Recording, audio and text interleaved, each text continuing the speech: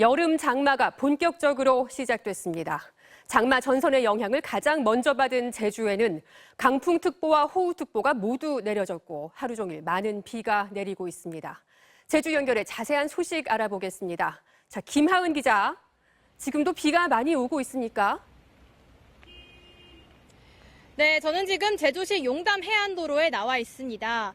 비가 조금씩 잦아드는가 싶더니 또다시 굵은 빗줄기가 쏟아지고 있습니다. 그러나 바람은 많이 잦아들었는데요. 또 제가 나와 있는 이곳 해안도로와 인접한 바닷가에도 좀 전까지는 조금씩 파도가 일었지만 지금은 잠잠해졌습니다.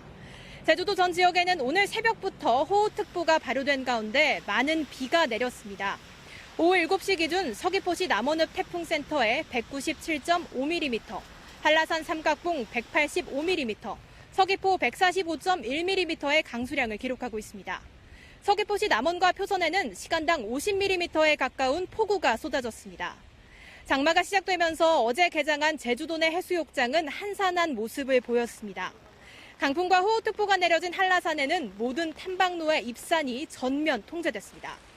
제주공항에는 하루 종일 강풍특보와 급변풍특보가 발효돼 출발과 도착 항공편 130여 편이 무더기 지연 운항하면서 이용객들이 불편을 겪었습니다.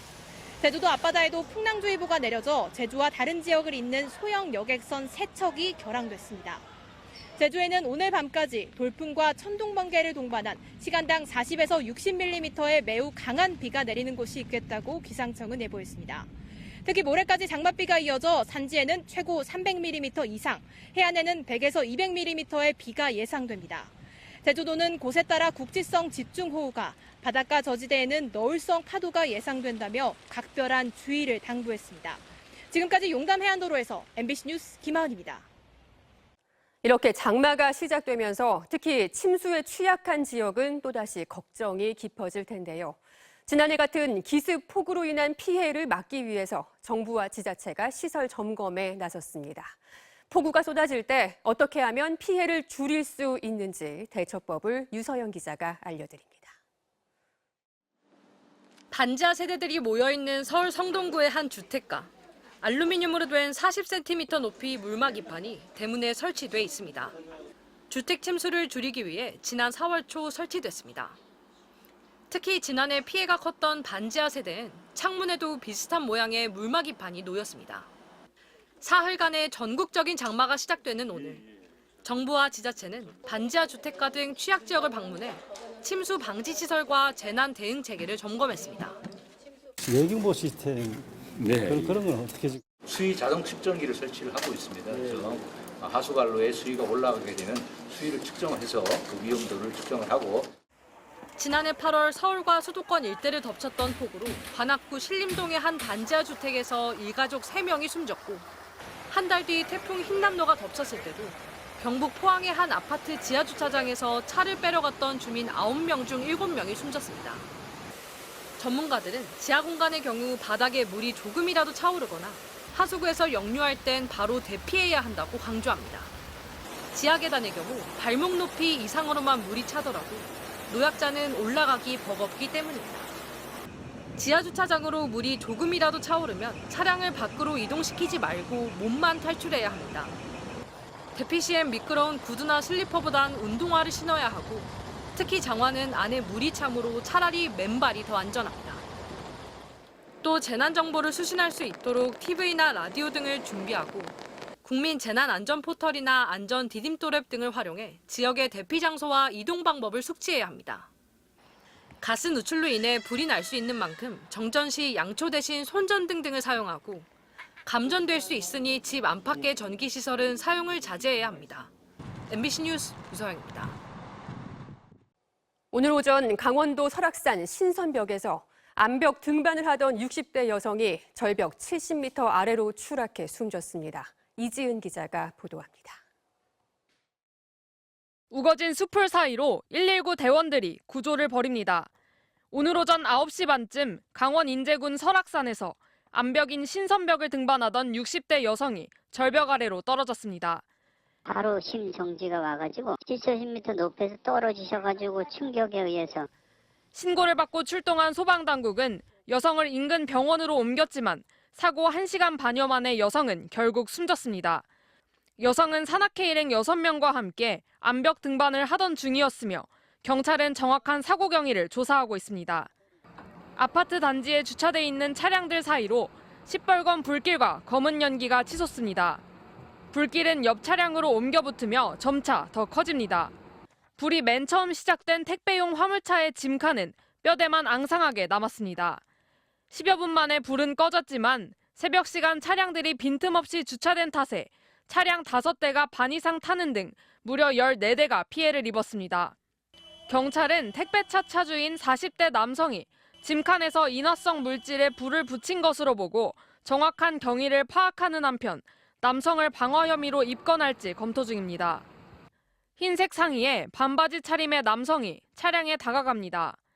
차문이 열리자 남성은 자연스레 운전석에 앉아 유유히 공터를 빠져나갑니다. 하지만 이 남자는 차량 주인이 아니었습니다. 어제 새벽 3시 반쯤 신원 미상의 남성이 공터에 주차돼 있던 차량을 훔쳐 타고 달아났습니다. CCTV를 이제 확인해 보니까 사이드미러가 펼쳐져 있는 걸 보고 이제 문을 열어보고 또 시동도 걸리고 하니까 운전해서 출발하는 것 같아요. 경찰은 CCTV를 통해 남성이 차량을 몰고 경기도 화성으로 달아난 것을 확인했다며 체포 시 구속영장을 신청할 방침이라고 밝혔습니다. MBC 뉴스 이지은입니다. 무장 반란을 일으킨 러시아의 용병 기업 바그너 그룹이 러시아 진격 하루 만에 전격 철수하겠다고 발표했습니다. 벨라루스 대통령이 중재에 나서면서 반란은 일단 봉합됐지만 외신들은 우크라이나 전쟁 장기화 속에 푸틴 대통령의 지도력이 큰 타격을 입었다고 분석했습니다. 엄지인 기자가 보도합니다. 검은 승합차에 탄 프리고진이 지지자들에게 손을 흔들며 떠나고 무장한 용병들이 뒤따릅니다. 러시아 남부 로스토프-나도누를 장악했던 용병 기업 바그너 그룹의 수장 프리고진은 수도 모스크바 200km 앞까지 진격했다 하루 만에 철수를 전격 발표했습니다. Что будет пролита русская кровь с одной из сторон. Мы разворачиваем свои колонны и уходим в обратном направлении. 푸틴 대통령과 가까운 벨라루스 대통령의 중재에 따른 것으로 강경 대응을 공언했던 크렘린궁도 책임을 묻지 않겠다고 한 발 물러섰습니다. Уголовное дело будет прекращено в отношении него, и сам он уйдет в Белоруссию. 자칫 내전으로 격화될 경우 양쪽 모두 심각한 인명 피해가 불가피하다는 걸 고려한 것으로 보입니다. 다만 바그너 그룹이 요구해온 러시아 군 수뇌부에 대한 처벌 등 합의 내용은 공개되지 않았습니다. 용병들의 반란은 하루 만에 봉합됐지만 쿠데타를 떠올리게 한 이번 사태는 푸틴 대통령의 지도력에 큰 상처를 남겼습니다. 우크라이나 전쟁으로 인한 병력 손실로 용병들의 힘까지 빌린 상황에서 정작 내부 분열만 드러낸 꼴이 됐습니다. CNN 등 외신들은 푸틴 대통령이 23년간 러시아를 통치해온 이후 가장 심각한 위협에 직면했다고 진단했습니다. 젤렌스키 우크라이나 대통령은 푸틴의 통제력 상실이 입증됐다며 서방의 전투기 지원을 거듭 요청했고 바이든 미국 대통령은 우크라이나에 대한 흔들림 없는 지지를 재확인했습니다. MBC 뉴스 엄지인입니다. 6.25 전쟁이 발발한 지 오늘로 꼭 73년입니다. 전장에서 쓰러져간 호국 영웅들 중에는 아직 신원조차 확인하지 못한 분들이 많은데요. 이들의 유해를 가족의 품으로 보내드리기 위해 전국을 누비는 이들이 있습니다. 국방부 유해 발굴 감식단의 기동 탐문관인데요. 홍희표 기자가 만나봤습니다. 11년차 기동탐문관 박성은 씨가 전사자 유가족을 찾았습니다. 국방부에 근무하는 박성은 유가탐문팀장입니다. 자리에 앉자마자 꺼내든 건 유전자를 채취하기 위한 도구입니다. 아버님 입안에 침이 좀 있어야 돼요. 유전자 검사할 거예요. 아프거나 이러지 않으세요? 70년 전 산화한 형의 유해를 찾겠다는 희망을 동생은 한 번도 버린 적이 없습니다. 날이면 날마다 밤이면 밤마다 울면서 찾으려고 그 몸부림을 쳤는데 가슴이 아프죠. 아프긴. 엄청나게 아프죠. 기동 탐문관들은 전국을 돌아다니며 유가족의 유전자 시료를 채취합니다. 발굴된 유해가 누구인지 신원을 확인하기 위해서입니다. 선생님 오른손잡이시죠? 예, 형님도 오른손잡이셨겠죠? 안경이나 이런 거 혹시 그런 것도 없고. 그 양반이 안경은 안 썼는데 네. 눈이 나빠요. 전사자 기록과 제적부를 비교해 어렵게 유가족을 찾아내 전화를 걸면 보이스피싱 오해를 받을 때도 많습니다. 대뜸 하시는 얘기가 필리핀이냐고, 어디냐고, 어디 중국이 연변이냐고, 본인한테 전화하지 말라고, 왜 이제 와서 그런 걸 하냐고. 20여 명에 불과한 탐문 인력에 1년에만 5만 킬로미터를 누비는 강행군이지만 뿌듯했던 기억들이 힘을 내게 합니다. 한 번도 보지 못했던 아버지를 찾아서 그 선산으로 모시는데 그냥 하염없이 눈물 흘리는 모습을 봤는데 정말 가슴이 찡하고. 지금까지 발굴된 국군 전사자 유해는 13,100여 명이지만 유가족을 찾은 건 212명, 1.6%에 불과합니다. 대조할 유전자 시료 확보가 절실한 이유입니다. 한 분이라도 더 빨리 찾아서 편히 이제 영면에 들 수 있게 하는 게 저희 일이라고 생각을 합니다. MBC 뉴스 홍익표입니다.